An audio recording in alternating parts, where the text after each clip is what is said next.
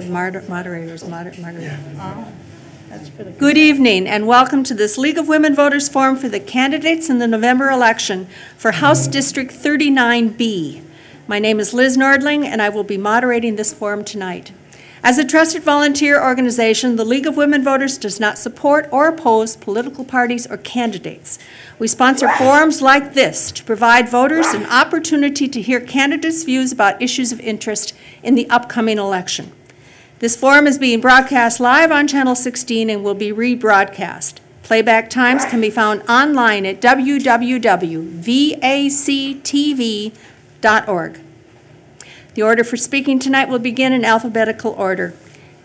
Questions are being collected from the audience. Our candidate is Shelley Christensen. The other candidate, Kathy Lomer, was invited and she chose not to attend. So how we will conduct this forum is we will not be doing any timing. Shelley will start with her opening statement and then I will ask questions submitted by you. So let's start with the opening statement from Shelley Christensen. Okay, hello everyone. Thank you to the League. You know, I looked up some information about the League of Women Voters and I think it's interesting, that they began in 1920 and their vision, first of all, they believe in the power of women to create a more perfect democracy. How lovely is that? So, you know, I appreciate everything that they do. They're also nonpartisan, and they envision a democracy where every person has the desire, the right, and the knowledge to participate in our democracy. And that's what they're doing tonight, and I thank them for that. We're here because of their vision and because of their mission and their work. So thank you. So I'm Shelley Christensen. I'm running for the State House seat in District 39B. I am a lifelong resident of the area. I was raised in Marine on St. Croix on a farm. I went to Stillwater schools. I went away to Catholic school for a couple of years, but I've never moved out of the district, out of the legislative district or the school district. And I was raised in a family of 5 children with my mom and dad in a 2-bedroom 1854 farmhouse. I was raised in a blue-collar family. I'm a union baby, I'm union made, union bred, and here I am, and I'm a union member as of this day. We had a decent, good childhood. We weren't wealthy, but because of unions, we had the things that we needed. We had everything that we needed. So I will always support workers and workers' rights. And I believe that much of my childhood and my father's retirement, he's still around and he's retired. He has a nice, dignified retirement and a little home on Maple Street. And I thank unions really for much of that. So I want to get that out there because that's who I am. That's where I came from. I hope to be your next representative in this district. I believe it's time to have a representative that is, I'm an English teacher, so get this. There's a root word in there called present. And so I think it's important to have a representative who is present and who is available to talk with and meet with constituents, voters, friends, and neighbors. So I look forward to the forum. I hope I can answer all the questions. I'm a first-time candidate. So if I don't know the answer, I promise I will not pretend that I do. Okay, thank you so much for coming. Thank you. We'll just start with some questions. What do you think are the 3 top concerns of District 39B? So I've been out at doors and at meetings and at coffees for over a year now. We had a contested endorsement, and then so probably a year, 13 months ago, we started this. So I've spoken with many, many, many constituents. What I hear at the doors are health care, okay? Probably the #1 thing that I hear at doors, and I think there's hope for all of us, regardless of party, to work on that and to make that better because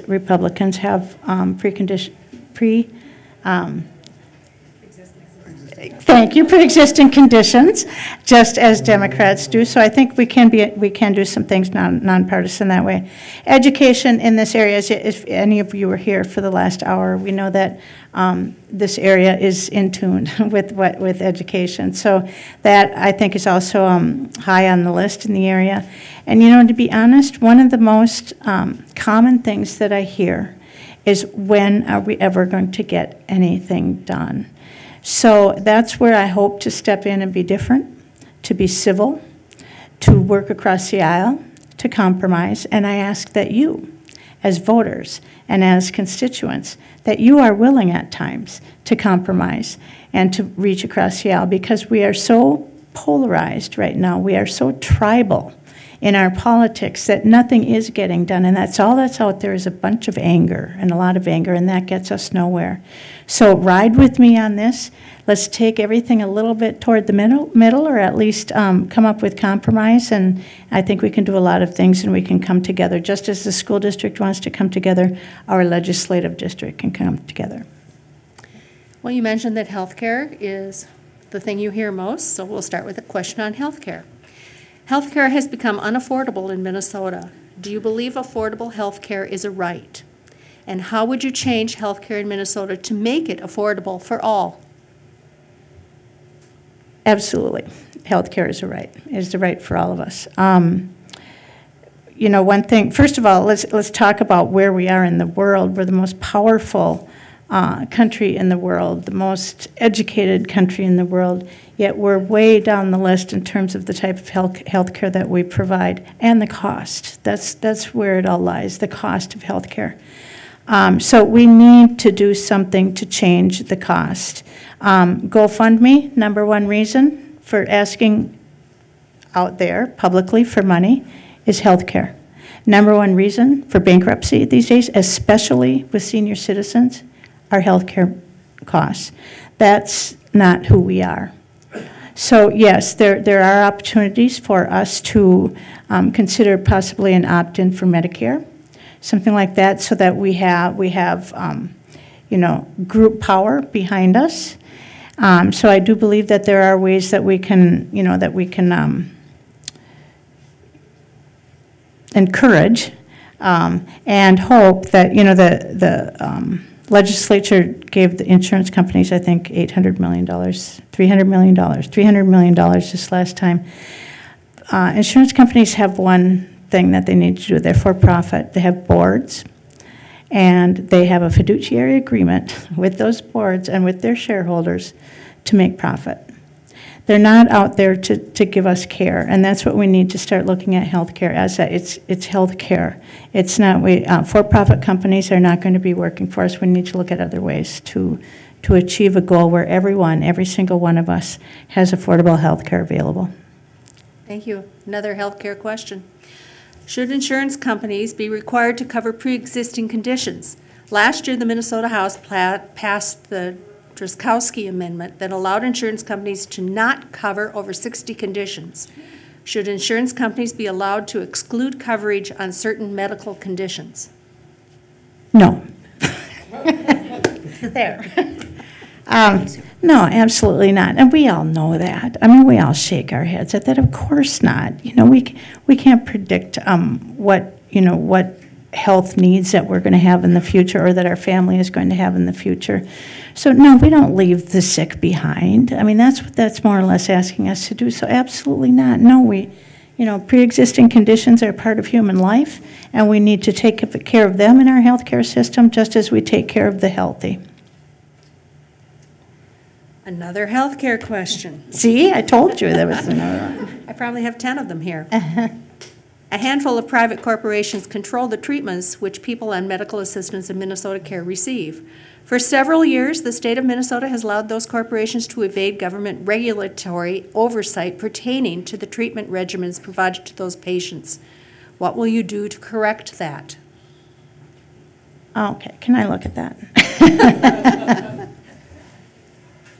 For several years, the state of Minnesota has allowed those corporations to evade government regulatory oversight pertaining to the treatment regimens provided in those patients. Medical assistant and Medicare do get you know, I do believe that we need to look at how we're, you know, how we're offering those to our constituents and the citizens. I don't have a good answer to that question. I'm going to be honest about that. You know, it sounds like something, it's something I should look up and look into, but I didn't study up much on that, so I have to tell you that. Thanks. Okay. Yeah, thanks. We're going to move on. Our candidates were given one question in advance, and so we'll go and do that one. For the past 4 decades, by default, the Minnesota Supreme Court has had to redraw election district boundaries and maps because the legislature and the governor couldn't agree on the boundaries. As a state legislator, what, if anything, would you do to change this redistricting process? Okay, well, first of all, redistricting is one thing, gerrymandering is another, and it is a problem. To be quite frank, Minnesota, we're not the worst of it. I mean, there are states around the country that have it much worse than we do, Wisconsin being one. But no, voters should be choosing their politicians. Politicians shouldn't be choosing their voters by the way that they draw lines in our districts. So that's the first thing that can happen. Right now, what happens when there's not agreement is the judicial branch takes over and they make decisions because guess what? Republicans and Democrats don't agree. So the judicial branch has to take over. I do believe it's probably time to have a nonpartisan, impartial commission that looks at redistricting, that we take it out of the hands of legislators. There's too much room for self-preservation for parties, for incumbents, et cetera. So I do believe that it's probably time to look at, although I believe it would be a constitutional amendment to get there, to look at having an impartial committee take over redistricting. Let's move on to education, since we just heard a forum for school board candidates here in Stillwater. We heard from the school board candidates about class size. What will you do to help fund education? Okay. I'm a retired teacher. Okay, so I taught for quite a few years in Stillwater. I still coach in Stillwater. I'm an insider. So I'm the one that is inside those classrooms. First of all, I would like to say that class sizes do matter, and that's from a practical point of view and from my professional point of view. Class sizes do matter, so I want to clear that up.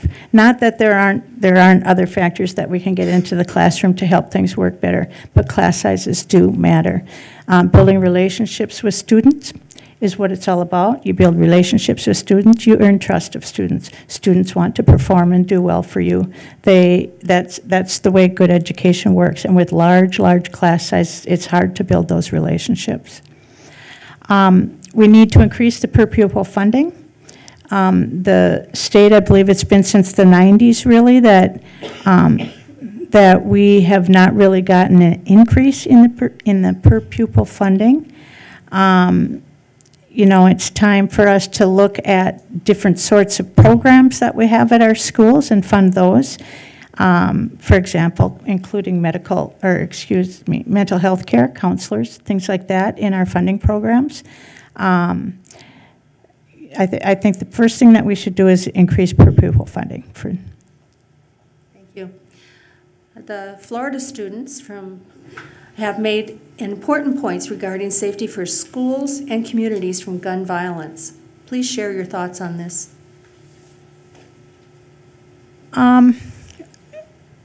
First of all, schools should immediately, and I think many have, and I guess I'm not really clear on what Stillwater's done yet, and that's just honest. I'm not sure what's gone on, but there should be risk teams. Made available to the community, involving community, imagine that, involving the community, involving parents, involving students, not forgetting students, involving mental health counselors, involving school board members, involving administrators. And I think each district probably starting at the board level, can look at their buildings and look at school safety in terms of infrastructure, things like that. So that's one thing. We need universal background checks. It's that simple. It's easier to get a driver's license than it is to get a gun license. So we need universal background checks. But I want to say, first and foremost, I was raised on a farm. I was raised with guns, okay? And I believe the one thing that we need to always remember is that we do need to protect the Second Amendment rights of responsible gun owners. But what's the key word there? Responsible. So we need universal background checks. We need to be able to use the red flag laws so that we can take guns away from people that are dangerous to others or to themselves. You know, I think that those are the universal background checks, I think, is the #1 thing right now that we can do to get the guns out of the hands of dangerous people. But I will reiterate, we need to protect the Second Amendment rights of responsible gun owners. I will never, you know, that's who we are as a country, that's what our Constitution says, and I believe in that. But we need to take care that dangerous folks do not have guns in their hands. What are your policy thoughts for our youngest citizens' education? How can we make sure that all children are able to be ready for success in school? Okay. I may be going into another question that may pop up, but I'm going to do that. Universal pre-K. So much happens in a child's brain before they get to kindergarten. And much of that just has to do with brain development, but much of it has to do with community, with homes, with families, etc. So if we provide for every student optional, I'm saying optional pre-K, I believe that a lot can happen and that we can have kids that are much, much more kindergarten ready. It's also the first and #1 thing that I think we need to do to correct an awful, ugly stain that we have on our educational record in this state as being, I think, the second lowest in racial disparities as far as race and really income level having a lot of impact on achievement at schools. So I also believe universal pre-K is essential in that, so that when kids get to school, that they've had some basic even just socializing skills and things like that. So universal pre-K, I think, is the first thing that we can do for racial justice also.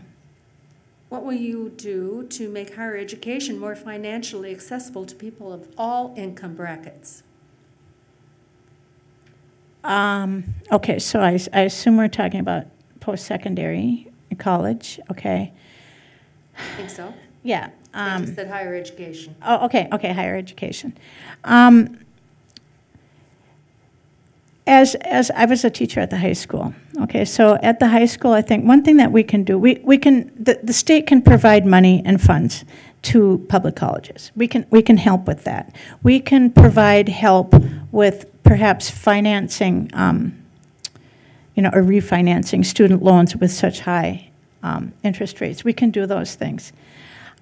But, I think one thing that will help is I don't think every student out there, I know every student out there doesn't have to be at a 4-year college and accrue that kind of debt, the kind of debt that kids are accruing.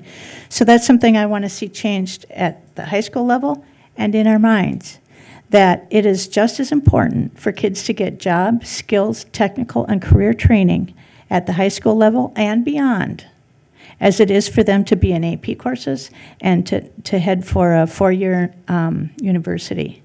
So those kids coming out of those programs, of which there are many, we have many vocational type jobs out there that every day that we see them, there are very many, they're not going to have that kind of debt, that kind of college debt that others have. So that's one way to get it down. But also the state has means to provide more education for more money for public schools, and also to assist students, I think, in student loan problems and high debt. Let's move on to a question about elder care. Regulating nursing homes and elder care facilities is the responsibility of the Minnesota Department of Health.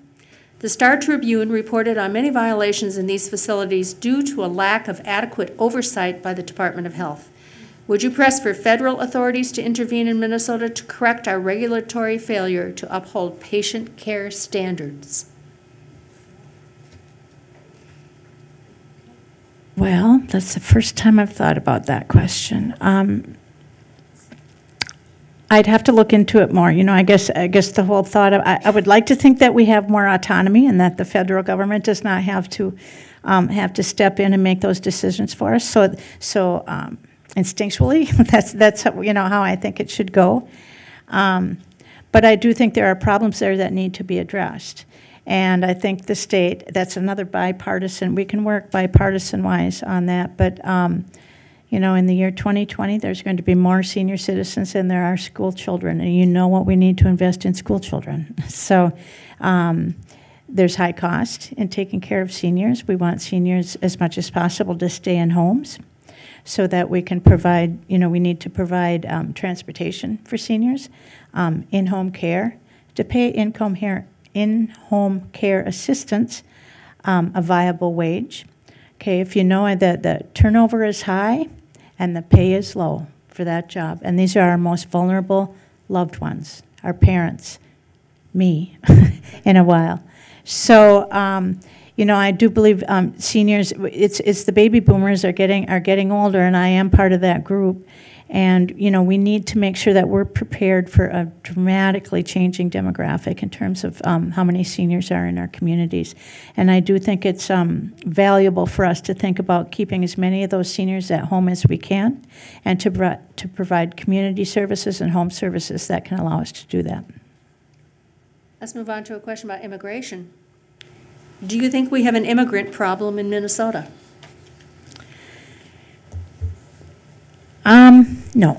No, I don't. Okay, so that's my quick and easy answer. No, I don't think we have a problem. We have more immigrants than most states in the country. We do have more immigrants. But I do know that in Minnesota, 14% of our immigrants, okay, so anyone who's an immigrant, 14% of them have a post-secondary degree, have a college degree. 11% of native-born Minnesotans have a college degree.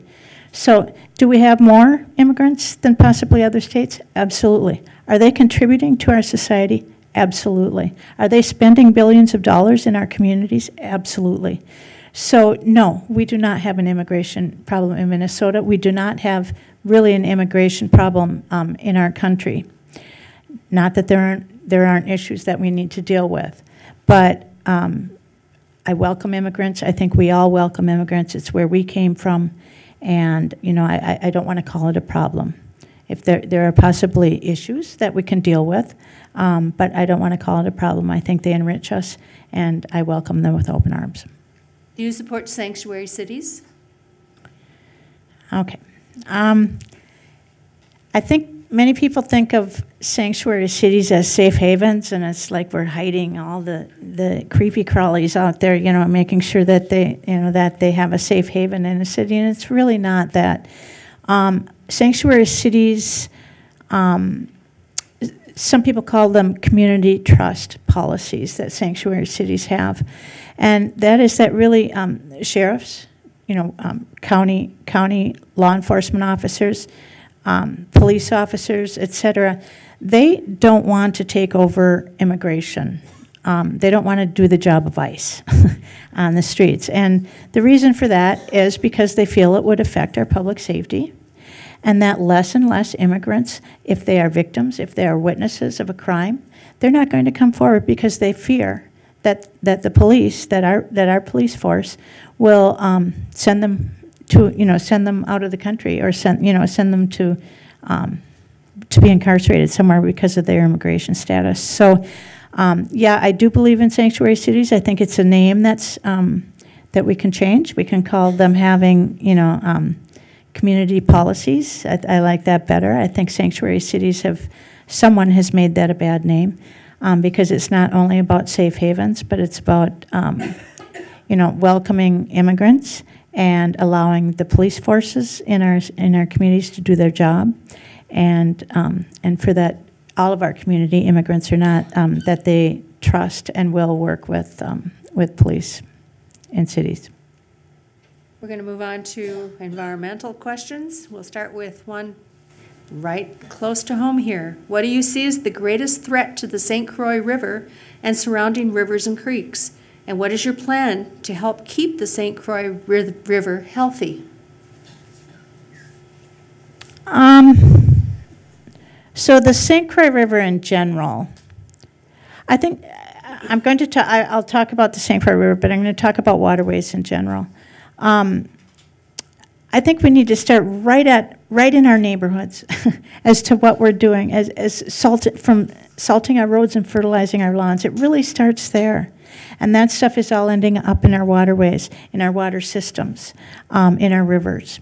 So that's one way that we need to start. We need to make sure that public protections are out there for corporations and businesses that may have a tendency to pollute our rivers and waterways. We are a water-rich state. We need to protect our waters. Water is life. I really believe that. So, the other party, the Republicans, have lessened regulation, what they call regulations. I refuse to call them regulations. They are public protections. It's that simple. The regulations aren't there just to be mean. They're to protect the public. And so we need to make sure that we, that we have public support of all that, and that we control what is going into our rivers, that we have environmental impact statements that come out of corporations, and that community members, state members, federal members are all involved in making decisions about how we protect our water. What will you do to help protect the environment?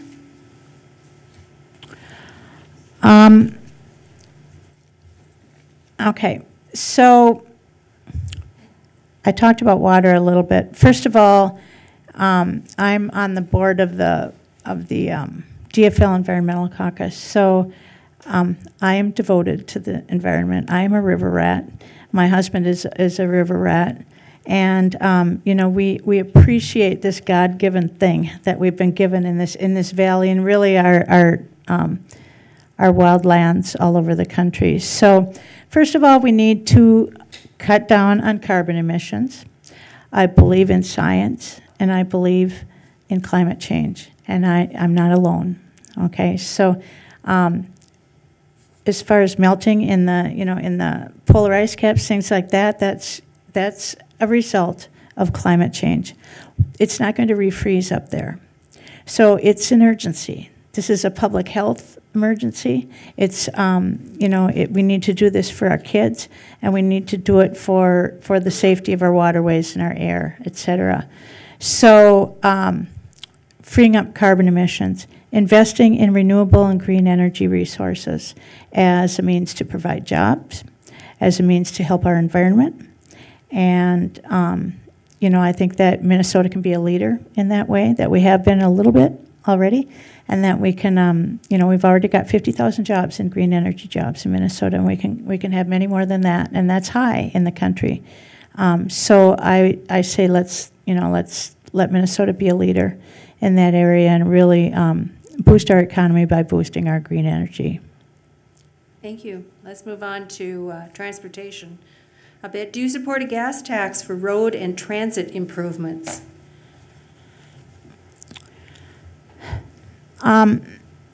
Okay, yes, I do. Although I'd have to look at it further. So there's that although in there, or that however in there, and I'm sorry about that. But we do